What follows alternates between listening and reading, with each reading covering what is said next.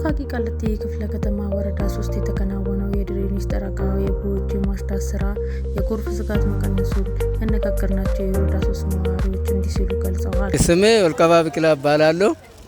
ቀጠና 2-5 ነኝ። በቀጠና 5-2 በቀጠና 3-5 ላይ በጠቅላላ ከባለፈው አመትና ከዛሬ 2 አመት ከዛሬ 3 አመት ዘንድሮ በከፍተኛ እየተሻለ ነው። ጎርፍ ማንኛውም ቤት የገባም የለም። ከዶሎሎ ወጥቶ ወደ ቤት የተገለበጠ ውሃ የለም። ነገር ግን በግቢ ውስጥ የጣላ አንዳንድ ቤቶች በግቢ ውስጥ የጣላ እዛ ግቢ ሞልቶ ምናልባት አንዳንድ ደካማ ቤቶች ውስጥ የገባ አለ እንጂ ከጠቅላላ ከዚህ ከዶሎሎ ተገልብጦ ወደ መንደር የገባ ውሃ የለም። በፊት ባይለኛ የዛሬ አመት እንደውም ይሄ በሙሉ እስከ ታች ድረስ ነው የወረደው።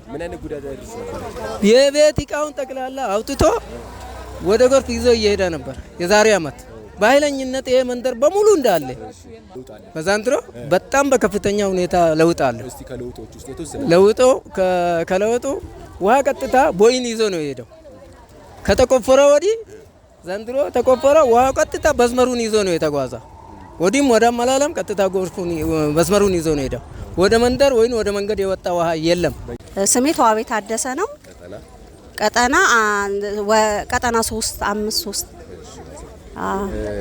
ከመቆፈሩ በፊት ይደርስ የነበረ አደጋ ነበር። ከዚህ በፊት በጣም ከባድ በጣም ከባድ ነፍሳችን ብቻ ነው እንጂ እቃችን ሾሯችን ምንበላው ጤፋችን ሁሉ ምናችንን አብኩቶብን ይዞብን ነው የሚሄደው። በጣም ከባድ። አሁን ግን ተመስገን ዘንድሮ ተመስገን እውነት እናመሰግነዋለን። እድሜ በሰማይም እድሜና ጤና ይስጣቸው። ይሄንን የቆፈረልን አካል እድሜና ጤና ይስጣው። ደስ ብሎናል።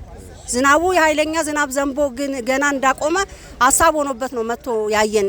እውነት ነው እንደ ዘመድ ነው ያየነው። በጣም እውነቴን ነው። ለውጥ እንደዚሁ ቢቀጥል ደስ ይለኛል። እውነቴን ነው እና በጣም ደስ የሚል ለውጥ ነው።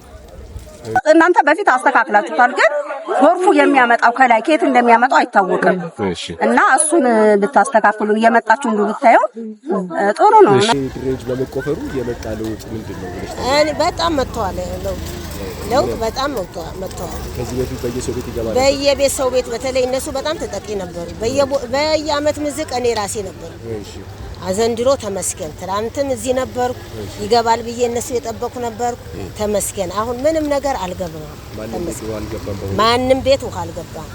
ይሄንን ግን የሚመጣ ቆሻሻው ህብረተሰቡ አካባቢ ተባብሮ እሳቸው ቢደገፋቸው ህብረተሰቡ ጥሩ ነው።